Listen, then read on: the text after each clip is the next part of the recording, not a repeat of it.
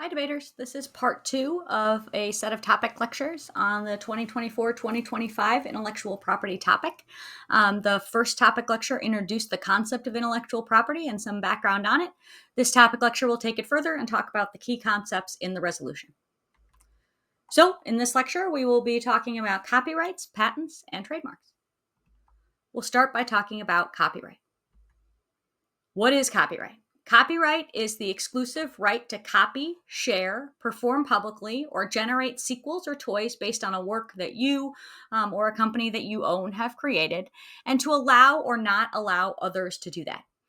In the United States, we have the concept of first sale, which means that once you have purchased something, you then can sell it again without paying the original author. That's the reason we can have libraries. It's also the reason that we have used books. So if you buy a book, you can then give it to a used bookstore or sell it to a used bookstore. They can sell it again, and no money goes back to the original creator.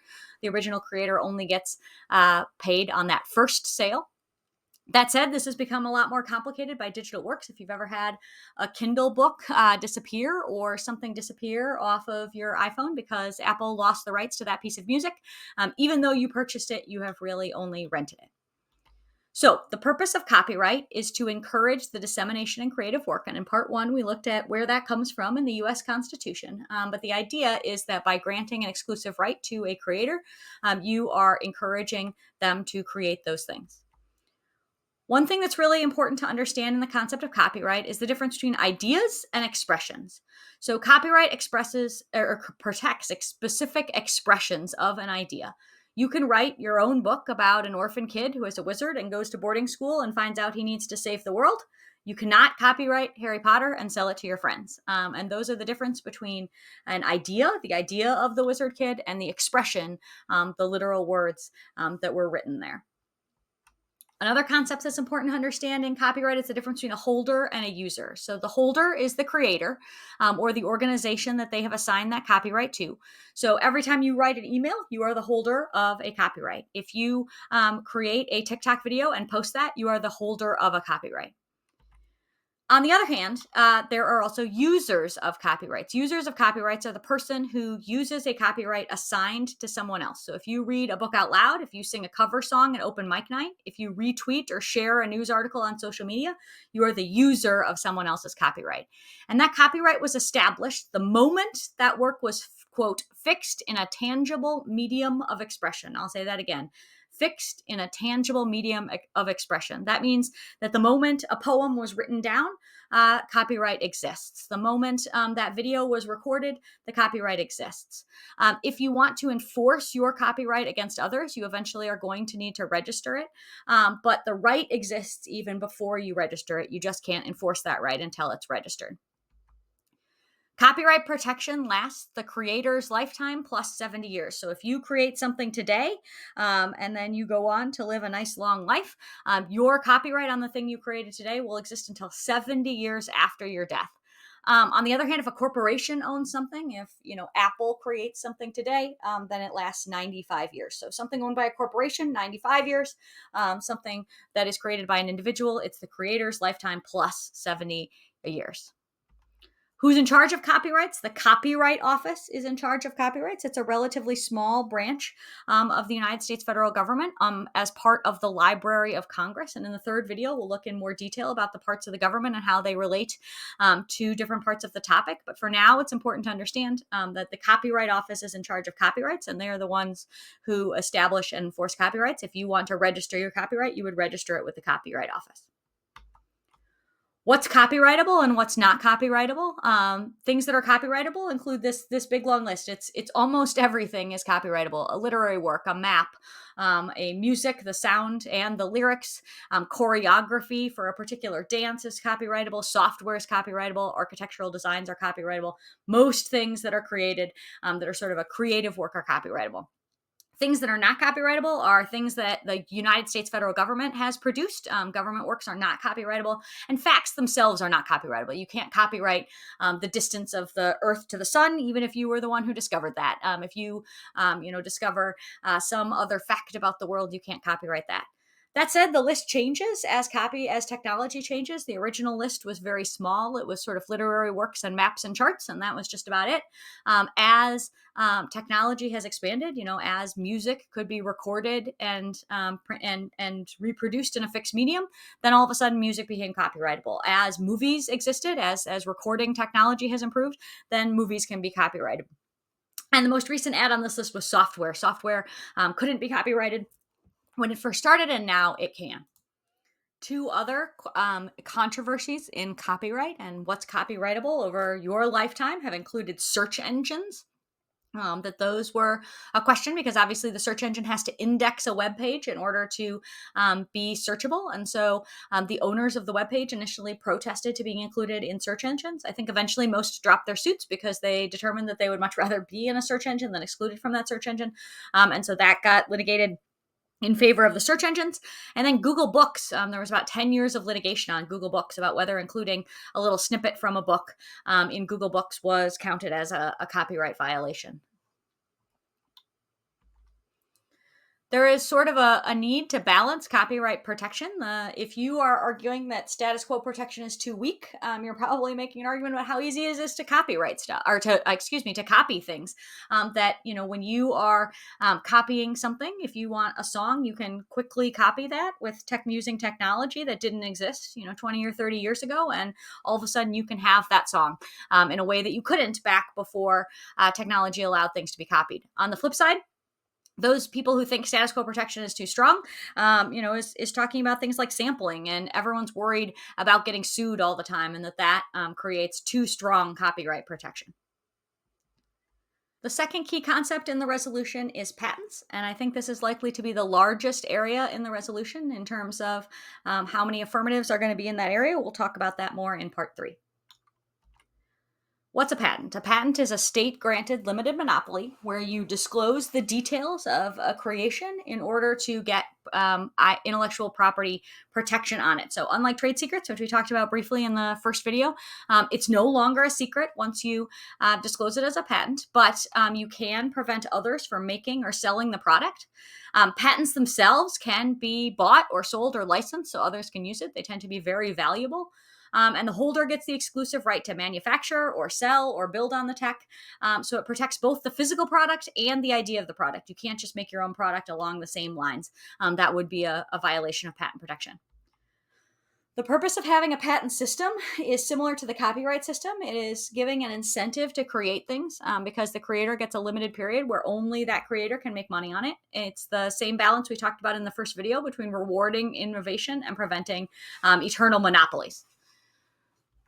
A major difference between copyrights and patents is that copyrights are for creative works, something like a poem, and patents are generally for products that have been created, something like a mousetrap. We'll look at the 3 types of patents in just a moment.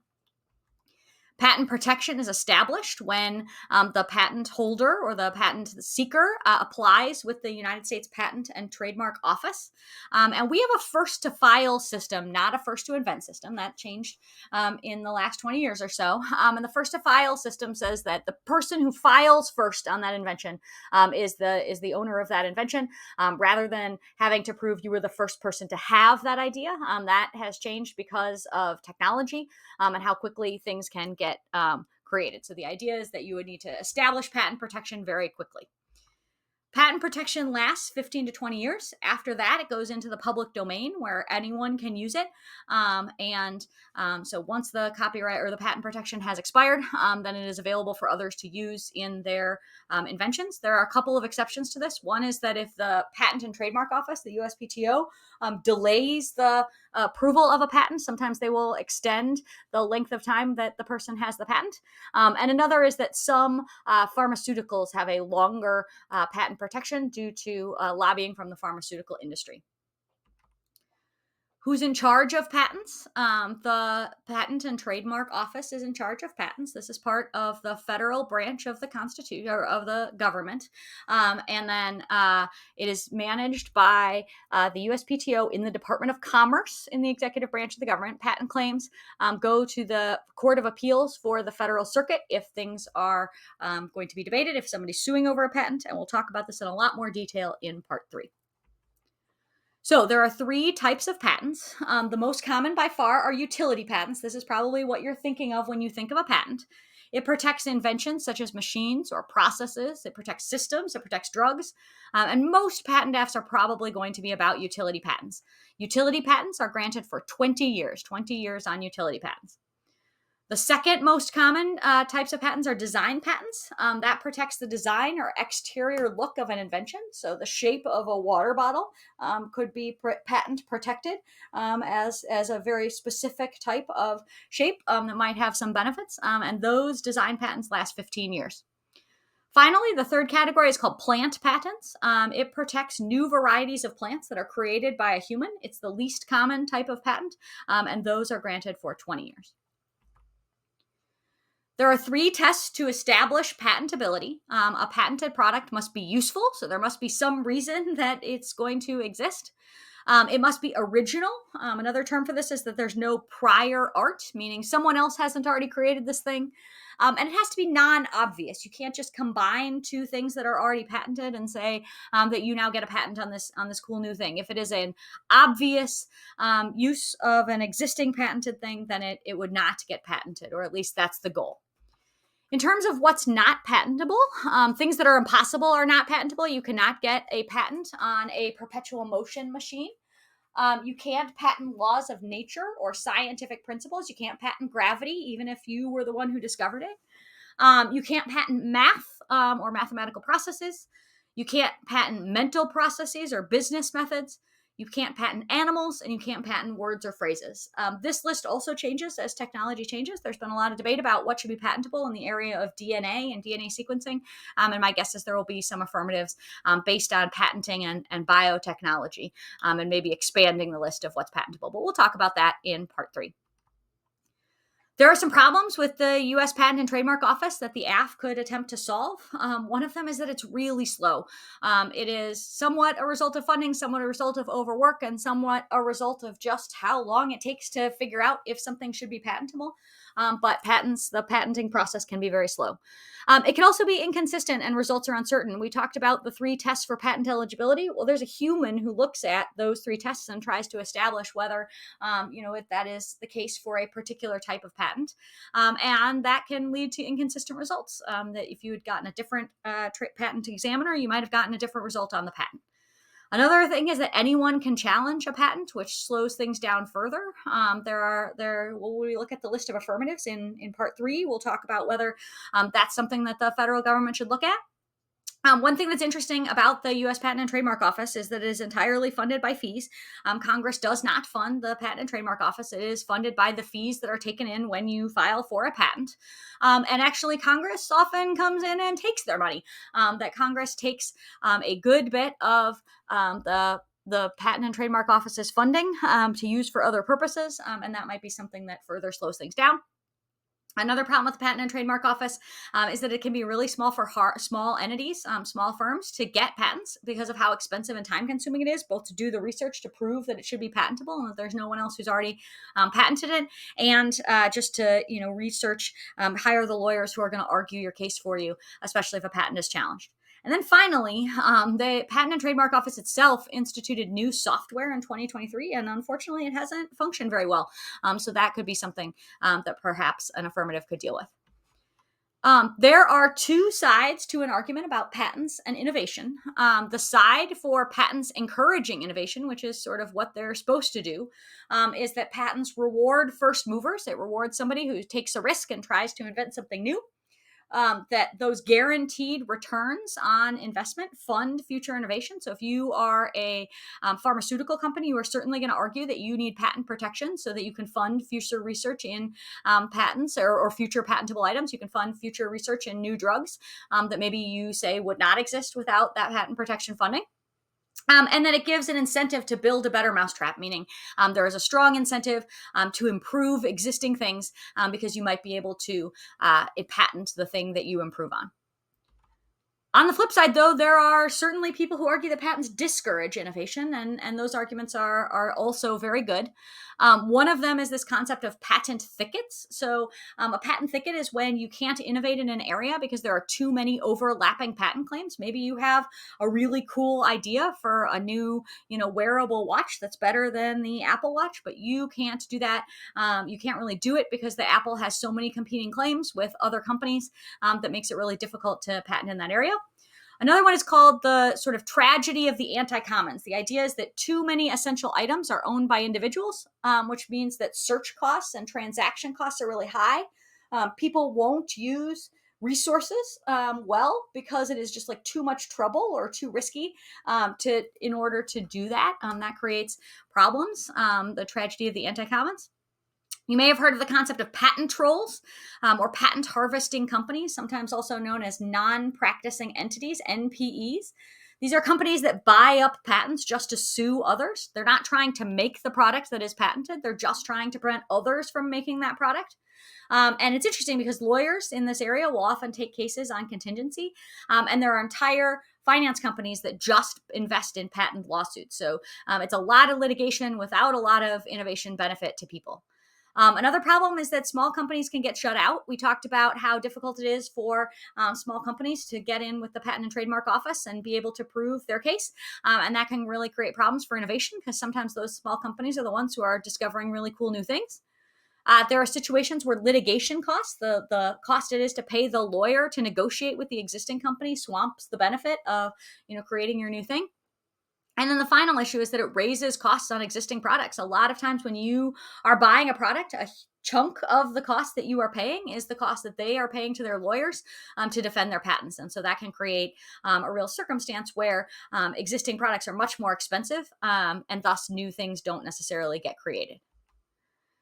The final concept in the resolution, which I think is going to be the smallest by far in terms of number of AFs in the area, is trademarks. The reason that I think that this is going to be the smallest area of the topic is that it tends to not have the sort of big impact things that debaters are looking for. But there are some trademark AFs that are likely to be included. So what's a trademark? A trademark is a type of intellectual property that protects a brand by distinguishing it from other brands. So we're talking logos here, we're talking design, we're talking color. There are even trademarks on the smell in a store or particular music. A container shape can be trademarked. Anything that really signals to you this is a product from X brand and not Y brand, that's probably trademarked. It doesn't prevent other companies from creating competing products. You just can't use the same images or the same shape or the same logo such that people would be confused.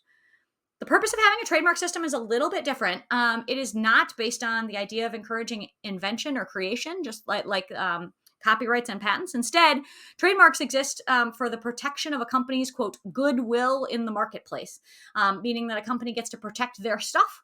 And it also is ostensibly designed for consumer protection or convenience, that when you buy that Coca-Cola, it really is Coca-Cola brand Coca-Cola and not the generic one.